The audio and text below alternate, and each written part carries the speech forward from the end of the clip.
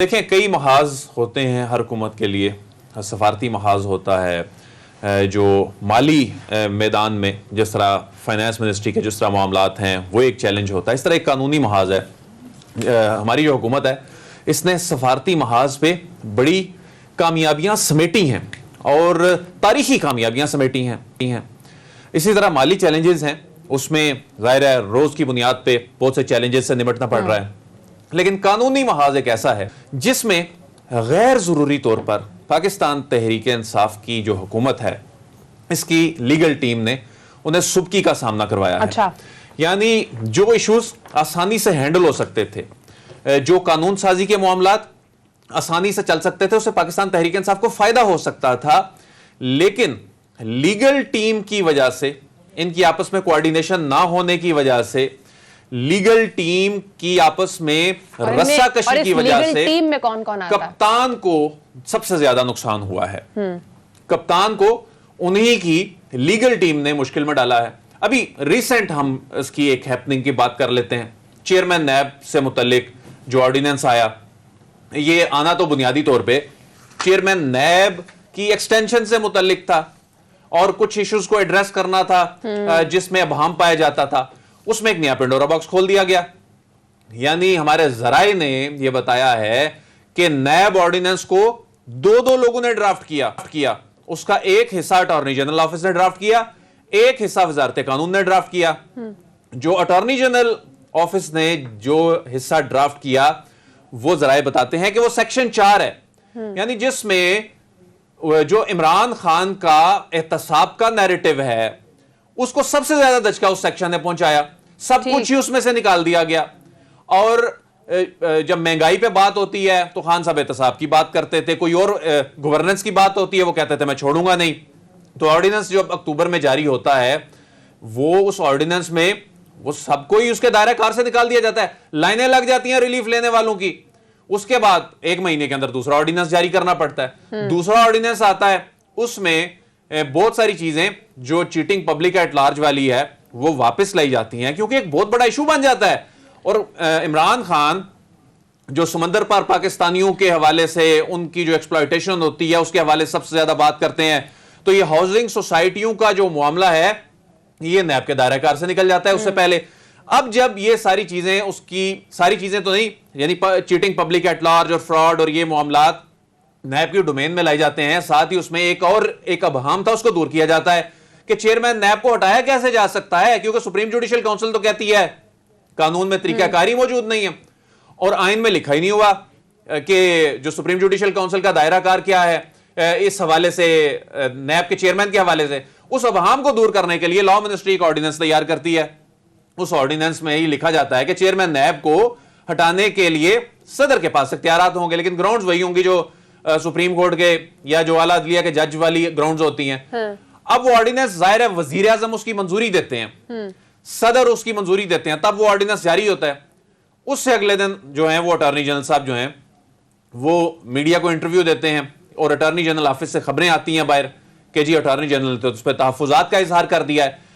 आप अपने तहफुजात का इजहार फैसला होने से पहले कर सकते हैं, फैसला होने के बाद ये प्राइम मिनिस्टर का डिसीजन बन गया और ये प्राइम मिनिस्टर के डिसीजन पे आप एक किस्म का आदमी एतमाद कर रहे हैं। और उसमें फिर मीडिया, अभी ऑर्डिनेंस आए 3 दिन हुए हैं और उसका ढंढोरा पीट कर आप, इसका मतलब है कि अपनी ही हुकूमत की चार्जशीट आप पेश कर रहे हैं। इसमें अदिल इशू कहां पर आ रहा है? इशू ये आ रहा है कि आपस में लैक ऑफ कम्युनिकेशन है या पहले से लूप में नहीं लिया जाता है, इस वजह से बाद में पता चलता है कि किसी और को तहफ्फुज़ात है, फिर वो डिसीजन चेंज कर दिया जाता है। इसमें इशू यहां आ रहा है कि एक मर्ज को देखने के लिए प्राइम मिनिस्टर साहब ने डॉक्टर्स कई रख लिए हैं। हर डॉक्टर अपने अपने तरीके से इलाज करना चाहता है। इसका जो मुतलका जो रेलेवेंट कोई शख्सियत है वो वजीर कानून होते हैं, वो चाहे कोई भी हो, क्योंकि वो इलेक्टेड रिप्रेजेंटेटिव होते हैं और वो जो ऑर्डिनेंस जारी करना होता है वो उनकी डोमेन होती है। अटॉर्नी जनरल जो होते हैं वो, उनका भी बड़ा अहम किरदार होता है। अटॉर्नी जनरल जो हैं और जो अभी खालिद जावेद साहब हैं बड़े काबिल शख्सियत हैं, चीफ लॉ ऑफिसर होते हैं, लेकिन इनका काम क्या होता है कि अदालतों और वफाकी हुकूमत के दरमियान एक बेहतरीन कोऑर्डिनेशन और अदालत की मुआवनत वफाक की जानिब से करना। लेकिन यहां पर मामला यह हो गया कि अब समझ नहीं आ रही कि अटॉर्नी जनरल साहब जो हैं वो बाइख्तियार हैं या वजारत कानून बाइख्तियार है। और दूसरी जानिब सिर्फ यही मामला नहीं रुका, यह मामला सिर्फ ये दो शख्सियात या दो इदारों का नहीं है, इसमें बाबर अवान साहब भी आ जाते हैं जो अच्छा। पार्लिमानी अमूर के बुनियादी तौर पर मुशीर हैं। लेकिन बहुत सारे कानूनी मामलात ऐसे होते हैं कि इनकी इनपुट भी जाहिर बीच में आती है। फिर इसमें यही मामला नहीं रुकता, इसमें जो अली जफर साहब हैं वो आ जाते हैं, बहुत सारे कानूनी मामलात में उनकी इनपुट होती है। मतलब अब यहां से अंदाजा करें कि जो 30 कवानीन हुकूमत मंजूर कराने जा रही है उनमें एक बड़ा अहम कुलभूषण यादव वाला मामला, इंटरनेशनल कोर्ट ऑफ जस्टिस वाला, उसमें अपनी ही इन्हीं लीगल टीम के लोग एतराज कर रहे हैं। यानी अपनी ही टीम के लोग हुकूमत की स्ट्रेटजी को नाकाम बनाने की कोशिश कर रहे हैं। और एक काम जो मुल्क के लिए हो रहा है, जो आलमी अदालत इंसाफ के फैसले को बिनोअन उसको इंप्लीमेंट करने के लिए हो रहा है, उस पे इसी लीगल टीम के लोग कमेटियों में बैठ के इसके खिलाफ बात करते हैं। फिर शहजाद अकबर साहब हैं, कुछ मामलात को वो देखते हैं। इसमें ये हम माजी की हुकूमत से अगर मारिया कंपेयर करें तो देखें हर काम में तो माजी की हुकूमत से कंपेयर होता है। हाँ, पीएमएलएन के दौर में उनकी लीगल टीम बहुत स्ट्रांग थी। और उसकी रीजन ये है कि जो भी उनकी लीगल टीम का स्ट्रांग शख्स होता था, जाहिर है उसको वजारत कानून दी जाती थी। जिस तरह अभी फरूक नसीम साहब जैसा काबिल शख्स वजारत कानून में हैं, बाकी दीगर जिनके मैंने नाम लिए वो भी काबिल तरीन है अपनी अपनी डोमेन के। लेकिन मसला ये है कि सेनेट इंतखाबात का मामला होता है, उसमें शो ऑफ हैंड वाला मशवरा प्राइम मिनिस्टर साहब को कौन देता है? फिर उस पर क्यों हुकूमत को सुबकी का सामना करना पड़ता है? क्यों नहीं प्राइम मिनिस्टर साहब को बताते कि आइन में तरमीम करनी पड़ेगी? क्यों अदालत में जाके यू टर्न लेना पड़ता है? काजी फायज ईसा वाले मामले पे हुकूमत का एक स्टैंस है, हुकूमत उस पर जो है वो बड़ा मुश्किल से इस जंग को लड़ती है। ठीक है। लेकिन उस पे अटॉर्नी जनरल साहब कहते हैं मैंने इसको डिफेंड ही नहीं करना। हालांकि अटॉर्नी जनरल जो होते हैं उनका काम ही वफाक की इन फैसलों को डिफेंड करना है। उसके बाद फिर इंतखाबी इस्लाहात वाला मामला है। इंतखाबी इस्लाहात में बहुत सारे बिल मंजूर हो जाने के बाद, मारिया, बिल मंजूर हो जाने के बाद इंतखाबी इस्लाहात में प्राइम मिनिस्टर को बताया जाता है कि 8 शिकें इसमें ऐसी शामिल हो गई हैं, ठीक है, जो अदालतों से जाकर उड़ जाएंगी। तो ये नुकसान किसको हो रहा है? कप्तान को हो रहा है। कप्तान को अपनी टीम के मेंबर, चाहे वो किसी को भी इख्तियार दें, लेकिन वो किसी एक को इख्तियार दें। और इस तरह तो खिचड़ी जो पकी हुई है, इसमें तो आपने अपना ही जारी ऑर्डिनेंस किया है और उस पर आपके अपने लोगों ने इतराज उठा दिया है और अपोजिशन को मौका दे रहे हैं। आप टीम है वो ही इस तरह के फैसले कर रही है कि कप्तान मुश्किल में आ रहे हैं। सिद्दीक, आपकी तरफ आऊंगी। आप क्या समझ कि जो हुकूमत को 1 माह के अंदर अंदर 2 ऑर्डिनेंस, नैब ऑर्डिनेंस जारी करने पड़ते हैं, इसकी क्या वजह है? लूप होल्स बेसिकली कहां पे हैं? देखिए, मैंने तो परसों के प्रोग्राम में ये कह दिया था कि ये जो तमाशा एक लग गया है एहतसाब के निजाम के मामले में, एहतसाब के कानून के मामले में, नैब के कानून के मामले में, इस सारे में तो फिर बेहतर यही है कि नैब को बंद कर दिया जाए। एक अजीब सा एक तमाशा लग गया है कि एक जो है वो तरमीम आती है, फिर हुकूमत से ही उसकी मुखालफत सामने आ जाती है, फिर दूसरी तरमीम आती है, फिर उसके ऊपर भी मुखालफत शुरू हो जाती है। मसला ये है, ये बिल्कुल अदील बड़ाई साहब ने दुरुस्त कहा कि असल में बहुत से लीगल माइंड्स एक जगह एक जमात में ऐसे इकट्ठे हो गए हैं और उनकी आपस में इससे पहले ही जो है वो एक बताया जाता है कि मुख्तलिफ मामलात में उनकी मुखालफत थी। जाहिर है आप देखें, और इनमें से 4-5 ऐसे नाम है कि जो एक ही काफी था अगर तहरीक इंसाफ में होता तो, यानी वो सब अपनी अपनी जगह पे जो है वो कहते हैं कि वो एक था। हाँ जी, वो किसका था? वो मैं कल ही काफी हूँ, तो ये पॉलिटिकल पार्टीज में से किसी का था ये। तो मसला ये है कि अब यहाँ पे, लेकिन जिम्मेदारी किसकी है? जिम्मेदारी प्राइम मिनिस्टर पाकिस्तान की है, इमरान खान साहब की है। देखें, वो सबको बिठाएं, सब बैठे इत्तेफाक करें कि ये चीजें हैं। अब मसला यहाँ पर क्या है? हम देखते हैं कि पहले एक ही बात मानी जाती है, फिर दूसरे की बात मानी जाती है, फिर तीसरे की बात मानी जाती है।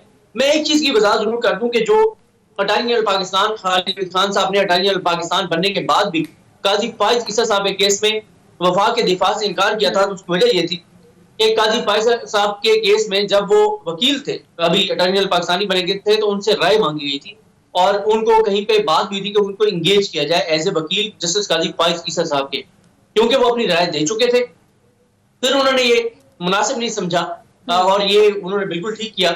जब वो पहले एक चीज राय दे चुके थे, यानी काजी फायज साहब के हक में कुछ चीजें सजेस्ट कर चुके थे, तो फिर वो कैसे रोस्टम पर खड़े होकर और अदालत में उस चीज की मुखालफत करते? तो इस पहले ही कह दिया था अटॉर्नी जनरल पाकिस्तान, जब उनको बनाया जा रहा था कि मैं इस केस में वफा का दिफा नहीं करूंगा, लेकिन ये जो मामला है ये किसी एक शख्सियत का नुकसान नहीं है। देखें, अवाम को ये नहीं पता एहतसाब के कि अमल को बाबर धक्का मान साहब लगेगा क्या कह रहे बेसिकली। हैं।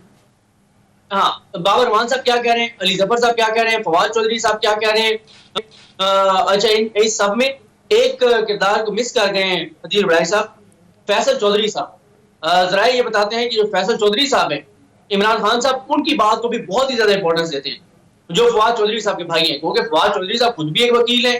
तो कोई इसमें शक नहीं है कि उनका भी बहुत ज्यादा इन्फ्लुएंस है तहरीक इंसाफ के अंदर। अगर आप 4-5 इन्फ्लुएंशियल, सबसे इन्फ्लुएंशियल शख्सियात की बात करें तो उनमें से फवाद चौधरी साहब है। हाँ, लेकिन लीगल मशवरों में, लीगल इश्यूज के ऊपर जो प्राइम मिनिस्टर पाकिस्तान है वो जो है वो फवाद चौधरी साहब के भाई फैसल चौधरी साहब को बहुत ज्यादा इंपॉर्टेंस देते हैं। और कई लोग ये भी कहते हैं कि प्राइम मिनिस्टर सबके साथ बैठ के एक फैसला कर ले और फैसल चौधरी साहब एक व्हाट्सएप पे मैसेज कर दे कि सर ये ऐसे नहीं ऐसे है, तो प्राइम मिनिस्टर सबको कहते हैं नहीं जी ये ऐसे नहीं ऐसे है। तो इस हद तक उनका इन्फ्लुएंस है।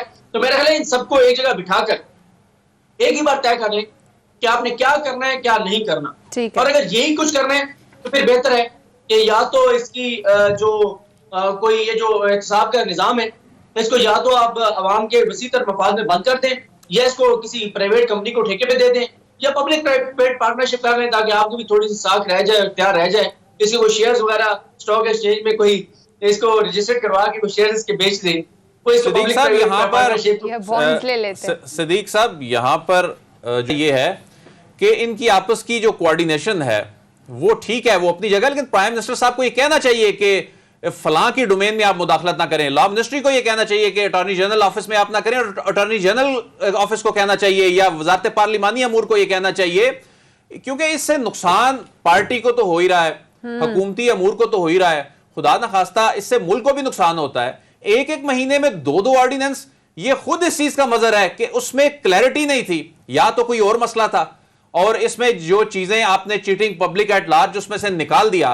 एहतसाब का ही तो नारा था प्राइम मिनिस्टर साहब का, और उसमें से ये सेक्शन 4 में इतनी बड़ी आपने एग्जेम्पशंस दे दी और तमाशा बन गया, एनआरओ के ताने सुनने पड़ गए। उसके बाद फिर आपको चीजें वापस क्यों लेनी पड़ी? तो ये पीएम साहब को जाहिर है ये सोचना चाहिए अपनी टीम को बिठा के कि ये किस की गलती थी, क्योंकि इसमें मसला सिद्दीक साहब ये है, जो मैं पिछली हुकूमत की बात कर रहा था वहां पर ये होता था कि अटॉर्नी जनरल ऑफिस और लॉ मिनिस्ट्री जो है उनकी आपस में कोऑर्डिनेशन ये होती थी, और आमतौर पे ये होता है कि जो अटॉर्नी जनरल होते हैं वो लॉ मिनिस्टर के साथ या उनकी खुशनुदी से, या माजी में इस तरह होता था, वो उनकी अपॉइंटमेंट में उनका भी बड़ा किरदार हुआ करता था। लेकिन इस मरतबा जाहिर है प्राइम मिनिस्टर साहब जो हैं वो खालिद जावेद साहब को लेके आए, क्योंकि खालिद जावेद साहब बड़े काबिल आदमी हैं, उनको वो लेकर आए। जज साहिबान भी उनकी बड़ी रिस्पेक्ट करते हैं, लेकिन इसका हरगिज ये मतलब नहीं है कि आपके अपने कोई मसाइल हों, कोई जाती इश्यूज, मैं नहीं समझता कोई जाती इश्यूज होने चाहिए, लेकिन एक फैसला हो गया, हुकूमत ने ये स्टैंड ले लिया। खालिद जावेद साहब जैसे बड़े सियाने, बड़े जीरक, एक कानूनदान,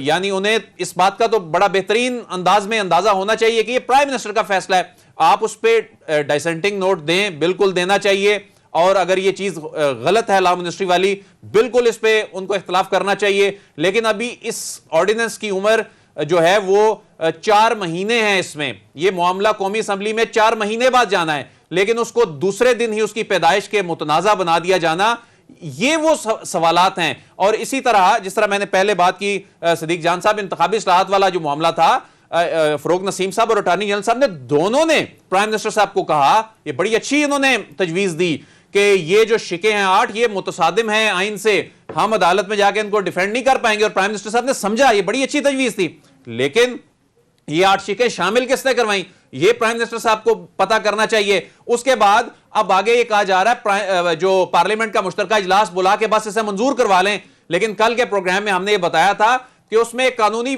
अभाम पैदा हो गया, बड़ा बल्कि बहरान पैदा होने का खदशा है। ये फिर वही शिकें भी मंजूर हो जाएंगी जो आगे जाके अदालतों से उड़ सकती हैं। लेकिन सवाल अभी भी यहाँ पर अदील यही है कि जो तमाम ये जो हो रहे हैं, बार बार सुप्की का सामना तो करना ही पड़ रहा है, लेकिन सबसे मेन जो पॉइंट है वो ये है कि एहतसाब के अमल को धचका लग रहा है। जिस नारे पे वजीर आजम इमरान खान साहब वजीर आजम बने, अगर उसी को ठेस पहुंचेगी तो फिर